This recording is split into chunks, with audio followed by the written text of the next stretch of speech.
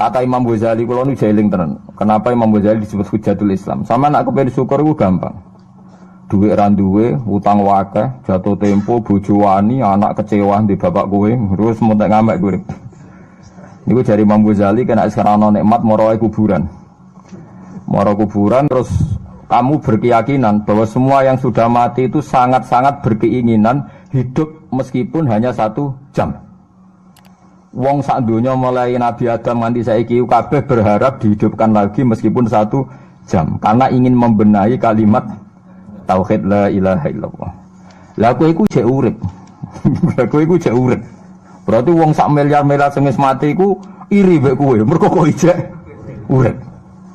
Nah, berarti terus kowe syukur ya Allah, apapun masalahnya di dunia saya ini hilang semua mergo kula jek urip. Kula baleni malih. Dengan demikian kowe muni alhamdulillah aku fasih. Piye wae kowe iku duwe nikmat rupa-rupane urip yang sangat diingini oleh Firaun sekalipun, oleh Namrud, oleh Qarun, orang-orang miliarder dulu, itu sangat berkeinginan sing jenenge urip. Lah kowe nyatane sakniki napa? Iki urip. Berarti ini luar biasa. Paham napa? Luar biasa.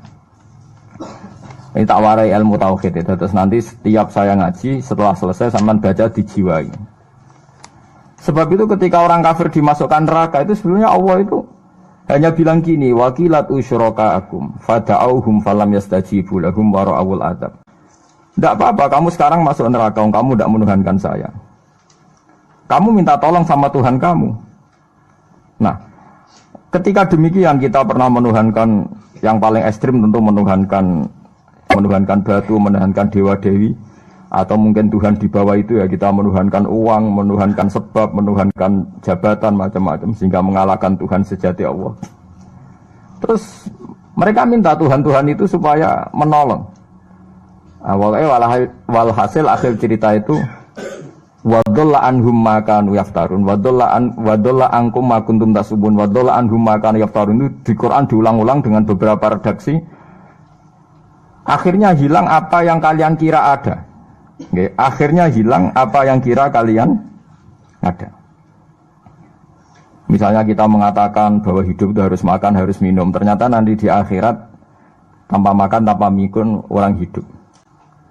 Makanya itu hebatnya ulama, hebatnya ahli sunnah, hebatnya nabi. Nabi itu orang mukmin itu dilatih. Kalau lesu ya makan, kalau ngantuk ya tidur. Tapi kita diajari ada makhluk hidup yaitu malaikat yang tidak makan, tidak tidur. Paling tidak meskipun kita itu kalau tidak makan lemes, kita tetap tidak mengatakan tanpa makan makhluk pasti mati. Karena kita berkeyakinan diberi akidah. Ada makhluk yang namanya malaikat, tidak makan, tidak minum tapi hidup. Sehingga meskipun kita mengalami kalau tidak makan itu mati, tapi tetap menyisakan satu keyakinan bahwa makan itu tidak syarat hidup. Buktinya malaikat nggak makan, hidup. Paling tidak dengan keyakinan itu kita tidak mendewa-dewakan harus makan. Itu cara-cara Nabi mengajarkan kita. Paham gitu. Terus ini saya ulang-ulang. Makanya disebut wadalla anhum. Apa yang mereka kira ada itu dari awal tidak ada. Ya, apa yang mereka dikira ada nanti di akhirat tidak ada. Lah sing ada itu tetap nopo alhamdulillah. Makanya ketika nanti orang masuk surga gitu, da'wahum fiha subhanakallahumma wa tahiyyatuhum fiha salam wa akhiru da'wahum alhamdulillahi rabbil alamin. Ini penting kula aturaken. Terus sakjane salah niku ra dikepenak. Itu sebabnya kenapa orang yang kafir mulai cilik sampai tua ketika meh mati kok nglafadzna la ilaha illallah, satu kalimat ini akan menghapuskan kekafiran di masa lalu. Kenapa kok bisa hapus? Karena kekafiran yang masa lalu itu omong kosong semua. Ini omong kosong semua. Barang itu kalau hakikatnya kosong, hilang karena ada bukti, memang tidak benar. Itu kan gampang untuk menghilang. Itu podo karo wong mending ini.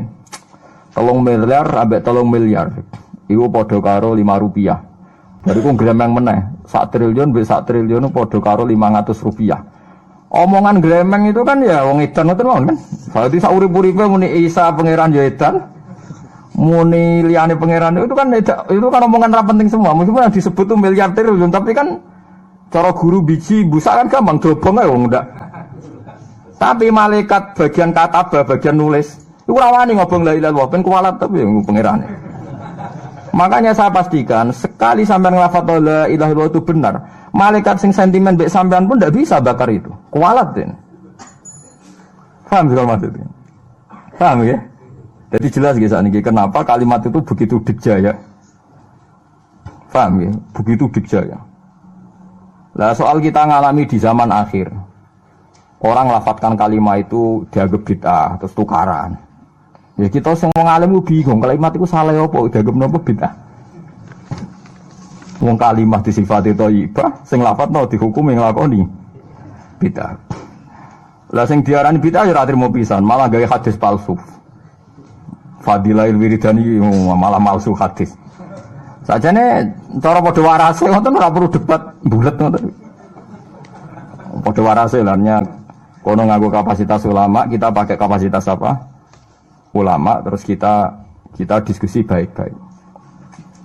Di kula baleni malih nggih, kenapa kalimat thayyibah disebut kalimat baqiyah? Dalam istilah Quran wal baqiyatus sholihat. Baqiyah itu sesuatu sing abadi. As-sholihat itu sing layak, sing apik, sing selalu duwe eksistensi. Soleh maknane layak. Layak iku mergo wujud. Nggih kula baleni malih tak wari filsafat ilmu hakikat. Sing darani layak ku sitok mergo wujud. Nak barang ora wujud itu jenenge dilafadzno tapi mboten layak. Jadi barang ana sing dilafadzno tapi ora layak, ana sing ora usah dilafadzno tapi wis layak disebut sholihat. Saleh maknane apa? Layak atau punya eksistensi. Misalnya begini ya, kula tawarai ya ben sampean nang lafadzno la ilaha illallah niku benar. Ketika manusia itu menganggap yasumu maknane menganggap itu sesuatu tidak ada tapi dianggap nopo ada, itu jenenge menganggap. Ketika manusia itu menganggap bahwa tidur itu penting, kalau orang tidak tidur itu maka dia akan lemah, kalau orang tidak makan itu dia akan mati. Sebetulnya semua ilmunya manusia itu menganggap, karena diulang-ulang oleh satu kejadian, kalau nak gak mangan itu lesu, nak gak turu itu lemes, terus dia menganggap kalau gak tidur itu orang mati, kalau gak makan itu orang mati. Itu ilmu yang dikatakan oleh para ahli hakikat hanya menganggap itu sah, karena anggapan manusia salah itu sah, keliru ya sah, benar ya sah, tapi ya hanya anggapan. Tapi dalam ilmunya Allah Ta'ala sing abadi, kehidupan itu tidak bersyarat makhluk itu harus makan, dan Allah bisa membuktikan itu lewat Allah menciptakan apa? Malaikat. Nah sehingga semua ilmu selain ilmu hakikat itu dalam bahasa ilmu hakikat disebut kita menganggap, kita merasa tahu. Bukan saya tahu, tapi saya merasa tahu. Nah, liane kalimat la ilaha illallah itu semuanya begitu. Kita merasa tahu bahwa kira-kira begini, kita melihatnya begini. Tapi sing hakikat, sing gak bisa dibatalkan bahkan oleh malaikat sekalipun, niku namung kalimat la ilaha illallah. Nanti disebut kalimatu haqqin 'alaiha nahya wa 'alaiha namut wa 'alaiha nufatu insyaallah taala minal amin. Karena yang dikatakan hidup itu roh. Roh itu tidak butuh makan. Ketika jasad itu mati, hancur, itu rohnya kan masih hidup. Dia pindah di alam ulya sana. Roh itu hayat, hayat itu dari kata roh. Roh itu maknanya hidup, hayat maknanya hidup. Roh dan hayat ini satu sistem yang kita tidak tahu, yang tahu hanya Allah. Ini tidak butuh makan. Sing butuh makan, butuh utang, butuh bodoh ini jasad. Paham ya? Roh ora tau utang, ora tau gadekne BPKB, paham ya? Enggak melo-melo dia. Makanya ketika jasad kakean pola itu roh nyesal. Kok ngatasnamakan saya demi hidup sampai direwangi utang-utang wong, direwangi uripe bulet. Toh saya bisa hidup tanpa hutang. Lah iku manusia iku aneh. Makanya disebut alam rohaniin itu sudah. Nah ketika kita mati itu kan yang mati itu jasad. Jasad itu mati, rohnya sowan Allah. Tapi kita secara bodoh mengatakan kita mati. Loh yang mati itu siapa? Hanya jasad kita, roh kita tidak mati. Yang sowan Allah itu roh kita. Tapi kita bilang kita mati. Ya berarti kita bilang kita mati, ya kita mati. Menurut bahasa manusia, kalau kita sudah tidak ambekan, tidak makan, tidak minum, disebut kita nopo mati. Tapi alhamdulillah kita ini mukmin, meskipun bahasakan kita mati terus bahasano mugi-mugi disepunten pangeran niki ruhe nembe sowan, mugi-mugi diwelas. Intine dekne ramuni mati. Paham nggih? Mulane malaikat ngrungokno pidatone kiai sing lepas jenazah yo bingung. Perkarane dilepas niki pun mati, mboten saged napa-napa, ra iso njuk sepuro jenengan, ra iso salat, monggo kita salat. Iki sedongakno sakniki ruhe sowan pangeran mugi-mugi selamat. Jare mati, jare sowan. Sowan kan artinya mlaku-mlaku sowan kan. Nah, tapi misalnya mbok bahasano nganggo ilmu sing ekstrim kados kula, nganggo ilmu kelas berat kan malah diguyungake. Bahwa jasad ini mati, ini tidak penting karena jasad rohnya masih hidup. Maka kita tidak perlu nyolati mayit karena tidak pernah ada mayit karena rohnya masih hidup. Wah, kan dianggap edan bareng kan. Makanya sebaiknya orang ilmu hakikat itu tidak perlu jadi kiai. Pokoknya kayak kula jadi ulama tapi rasa jadi nopo. Ya, jadi kiai sampean ae sing ora paham detail-detailnya alam roh sampai alam nopo? Alam nopo? Jasad. Nah, itu keliru itu penting karena kalau tidak keliru itu tadi. Paham sih kalau maksudnya. Nah, itu disebut.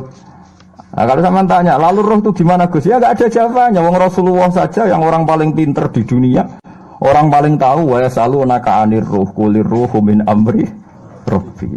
Roh itu urusannya pangeran. Makanya kalau sekarang sampean pertanyaannya gini. Waktu gale guyonane Siti Jenar. Siti Jenar itu ya ono pinter, ya ngawur tapi ono pinter. Dene iku ora tau salat. Sing salat ruhe jare. Dadi ora tau sujud, sing sujud jare ruhe. Yen darani wali songo iki goblok. Wali songo iki gobloke ra karuan jare Siti Jenar. Wong kon salat, bathuke nganti ngecap jare Siti Jenar. Lah nek sing ngecap bathuke sok ben fisik iku hancur, pas ketemu Allah seksine apa? Jare Siti Jenar ke jalan ketemu pintu. Kok jasad kita ini hancur. Misalnya kayak ngandalo bathuk ngecap, jasad ini kan hancur. Sing bagus sowan pangeran rohem. Roh iku wis kon sujud ae ora usah awam. Lan akhire nak wae salat terus meneng ae jare wis salat. Sing ado teng pintu-pintu niku. Nah sing mung syariat terangno ora iso. Rata-rata kiai syariat kan ora pinter hakikat. Mau ngamuk ngono to murtad kowe. Nah ngamuk to. Hasil wong syariat kan apa? Ngamuk. Ngamuk stresan nerangno ngamuk. Ya akhirnya gak sambung kan. Akhirnya gak sambung. Saya pastikan ajaran Kak Siti Jenar itu sesat. Sesatnya adalah wali-wali yang alim, termasuk wali songo yang alim itu bilang begini. Ketika bathuk kita dikokon sujud ning pangeran, kita sujud itu sebetulnya bukti bahwa fisik kita itu tunduk sama perintah roh. Karena roh kita sujud, roh ini menyuruh fisik kita juga ikut sujud. Jangan jadikan fisik ini rivalnya roh. Itu kita gobloknya Siti Jenar. Kalau roh kamu sujud, fisik kamu tidak sujud, namanya rivalitas. Berarti kowe di jisim, duwe wadak sing ra nurut roh. Berarti rivalitas. Lalu jasad kamu itu sing mimpin sapa kok gak nurut. Lah ini mulane sing rada-rada Siti Jenar tobat mulai detik ini, paham ya? Karena ya buatan tak ajak mikir sama, paham ya? Jadi ini permainan ilmu kelas tinggi, paham ya? Kayaknya gak tahu mikir toh. Lah diwarai kok ben kok alhamdulillah aku fase. Paham ya? Paham ya? Makanya andekan malaikat itu kok sujud ning Nabi Adam ketika Allah nyuruh, "Hei para malaikat, saya menciptakan manusia namanya Adam. Setelah jadi maka kamu sujudlah." Itu malaikat sujud. Sujudnya malaikat bukan karena nganggap Nabi Adam itu Tuhan atau makhluk yang istimewa, enggak. Karena perintah Allah disuruh sujud. Malaikat enggak perlu tanya maknanya sujud ke Adam itu apa, enggak perlu. Pokoknya karena Allah nyuruh ya sujud. Paham gitu? Setan pakai rasional. Ngapain sujud Adam? Musuh bodoh-bodoh makhluk. Mulane ana aliran sing sesat malah darani malaikat sama iblis itu tauhidnya tinggi iblis. Karena malaikat diuji disuruh sujud sama Adam, makhluk mau, terjebak dia sama permainan Tuhan. Apa itu? Dari malaikat terjebak tes-tesane pangeran. Iblis luwih pinter perkara nek ra gelem sujud. Berarti dekne mau gelem sujudnya namun kalian Allah. Lha kok ono sesat kok. Wong kok nganggur nganti ngono, maksudnya mikire iso ngono. Mulane sing do diutang dosa luwih apik timbang sing dipikiran ngene iki, paham ya? Paham ya? Jadi malaikat terjebak permainan Tuhan, dites gak lulus ya. Itu ngeri kalau nuruti alin-alin ngoten. Yang benar adalah setan itu dianggap keliru. Karena dia tidak punya otoritas pikiran. Dek ini ora wujud. Hakikatnya setan malaikat gak wujud. Wujudnya diwujudna Allah. Nah wujudnya diwujudna Allah. Apa wae sing dadi dawuh Allah kudu sami'na wa ata'na. Karena dia tidak bisa menjadi rival Tuhan. Makanya kalau kita diperintah Allah langsung lakoni, gak usah gawe rivalitas. Mulai paribasane ke kon mangan wis wareng nek Allah ngutus mangan wis mangan ae. Nang kok wargen wis Gusti pokoke mangan. Nek kon mangan ya ora mangan, pokoke kon nurut. Nah itu kelirune Siti Jenar. Dia itu lupa bahwa dengan mengatakan jasadnya tidak perlu sujud, mergo sok ben Siti Hisatu roh, dia bikin rivalitas antara roh dan jasad. Mula nate maca aliran Siti Jenar mulai yang versi Arab sampai versi tulisannya wong-wong bingung-bingung itu, sing luwih bela Siti Jenar timbang Wali Songo. Bahkan dalam cerita itu seakan-akan Wali Songo kasut, mergo jare Siti Jenar dipateni wangi terus diganti asu macam-macam lah cerita ngono. Mula nu peneliti ra kabeh, kula ra koyo Kiai Mustofa niku ora apa ya ngono. Gak jelas roe tapi jelas dadi kiai ini. Enak ngoten niku. Dadi ya ana wong ilmune ra pati akeh tapi jelas dikiyaino. Kula ilmune akeh ra pati dikiyaino. Jadi kekeliruan ini mergo ngoten niku nggih memang ilmu hakikat itu jelimet. Tapi sampean harus saya latih. Piye sampean ngaji ning kene ya suwi tuwa saya kenal sithik-sithik. Lah nanti makanya nanti menghilangkan barang batil itu mudah sekali. Karena barang batil itu hakikatnya ndak ada. Mbok ana wong muni 1 miliar ditambah 1 triliun jumlah 5 rupiah, mbok sing disebut angka 1 miliar 1 triliun lafaz ini ndak ada. Ya lafaz ini ndak ada, fakta ini tidak ada. Makanya disebut di Quran iyaquluna illa kadzibah. Sebagian Quran istilah lebih ekstrim. Kaburos kalimatan takhruju min afwahihim. Kalimat itu menjadi besar karena ada yang melafatkan, tapi kalimat ini tidak pernah menunjuk hakikat. Lho nggih to, misale wong nyebut iki geni, wong ki HP kok darani geni, itu pernah ada kalimatnya tapi tidak ada faktanya. Ini batu disebut itu Tuhan. Yang benar itu batu, disebut Tuhan itu kan kalimat sing ada kalimatnya tapi tidak ada faktanya. Paham ya? Ini disebut kaburos kalimatan sing takhruju min afwahim. Terus iyaquluna illa kadzibah. Mereka hanya ngomong secara dusta. Sebetulnya kalau barang hakikat itu tidak usah diomongkan, itu tadi kalimatu haqqin 'alaiha nahya wa 'alaiha namut wa 'alaiha nufasu insyaallah taala minal amin. Tapi kalau kalimatul batil, kalau nggak diomongkan nggak ada yang ngomong, karena harus diomongkan. Itu pun nggak menunjuk apa, nggak menunjuk apa hakikat. Lah semua manusia itu ngomongnya itu rodok-rodok ala zamihim sesuai klaimnya. Mulane omongane sampean bingung nama malaikat. Saya jamin, muga sampean kenal malaikat kados kula niku malaikat sambat tenan mbek omongane sampean. Kok ndak gimana coba? Kita bilang saya ini kaya, baru punya uang banyak kaya. Malaikat sing nyekseni kekayaane Allah janggal kere kok muni sugih. Terus kowe muni saya ini orang kuat karena saya presiden Amerika, saya presiden Indonesia orang kuat. Kita pun sebagai kiai bilang Jokowi itu orang kuat, presiden itu orang kuat. Malaikat sing roh langit bumi, sing roh Allah, dijayane Allah, pemene malaikat Israel. Mangkel sak boleh ana bahasa kuat tuh. Ah semane tak protes ber kok iso muni kuat itu kuat apa nih. Jadi bahasa manusia itu membingungkan semua. Coba Anda jadi malaikat Israel, terus orang petita-petita muni kuat. Kuat temuning di tak pites setiap saat itu. Jadi bahasa manusia itu membingungkan semua. Makanya malaikat itu kuat dan uang ngomong gak jelas. Nah, makanya mereka nggak dianggap temannya malaikat. Karena tidak wali, dia tidak tahu ilmunya malaikat. Lah wali itu tidak pernah terjebak omongan itu. Disebut ala inna auliya Allah la khaufun alaihim. Walaupun sampai disebut nanti di antara khasi wali itu kalau meninggal tatanazzalu alaihimul malaikatu alla takhafu wa la tahzanu wa absyiru bil jannati allati kuntum Terus malaikat-malaikat yang di langit semuanya bilang pada wali ini, nahnu auliyaukum fil hayatid dunya wa fil akhirah. Saya ini mitra kamu, saya ini teman kamu, baik zaman kamu di dunia maupun di akhirat. Karena bahasanya wali dengan bahasa malaikat itu sama.